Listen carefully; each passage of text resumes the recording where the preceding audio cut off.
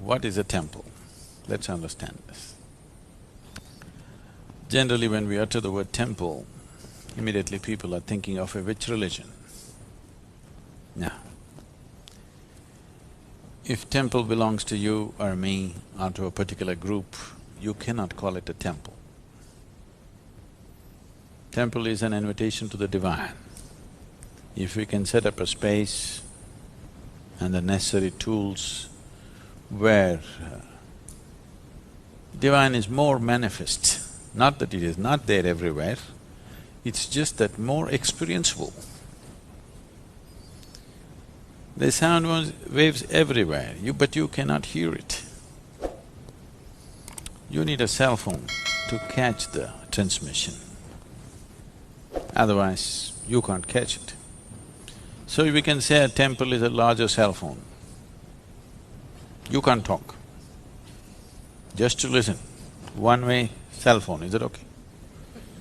I always set up the temple in such a way that you can't yap. Is that okay? Or do you want to talk? If you want to listen to a dimension beyond, if you want to be receptive to that possibility, we can create a space like that. We can create a device or a tool like that. When I use the word tool, there seems to be a certain sense of lack of reverence in me. But I particularly use the word tool. When I refer to the dhyana linga as a tool, people feel offended. Sadhguru, don't say that. In our experience, it's everything. Don't call it a tool. I say it's a tool. Because the word tool means that which works. It is not a piece of art that you can just appreciate. It's a tool because it works. There's just one screw in the door, if I ask you to unscrew it with your hands, can you do it? But if I give you a screwdriver, you can do that, isn't it? Similarly, to open the doors for the beyond, there is a tool. With your own hands, if you try to unscrew that simple screw in the door, all your 10 nails will go, but still it'll not come. Yes? You can try with your teeth. You know, people do. When they have no tools, they'll try their hands, if it doesn't work, don't you do? You may lose your teeth, still it may not come. But if you had a simple tool, how easily you could do it. So this is a tool to open the doors of the beyond. And I don't think a tool is irreverential, nor do I think a tool is insulting.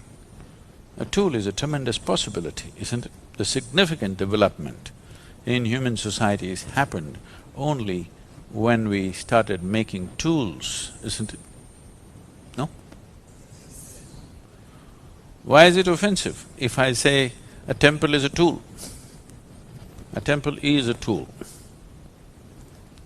There are different ways of using different tools. For this tool, you have to be in a certain mode. Because this is not a physical tool, you have to approach it in a certain way. So that certain way may also include a certain level of reverence, because that attitude is needed to be able to use the tool.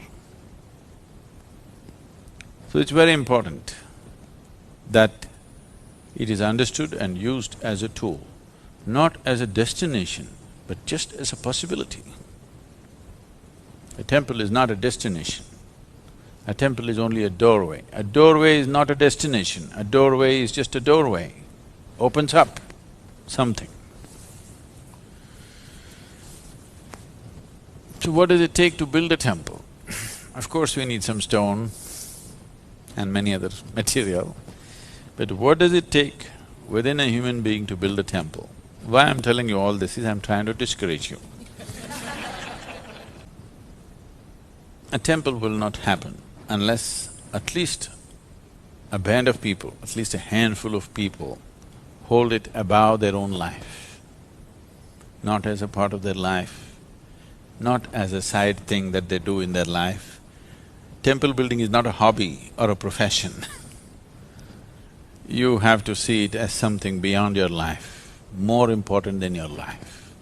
You must understand, at least in the East, in India, temples were built so elaborately, some of the temples took 3 to 4 generations to complete. For example, the Kailash temple in Ajanta, Ellora, in the Ajanta area in Maharashtra. There are many in Tamil Nadu. This temple was carved out of the rock. They did not build it. A huge mountain of a rock, they carved the temple into it. 3 floors, all carved out.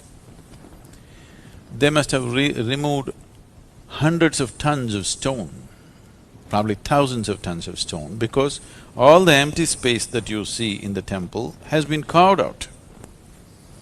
And they made 3 stories, elaborate, decorations, and there are at least about 600 statues, all carved out. If you make one mistake, you have to rebuild the whole temple.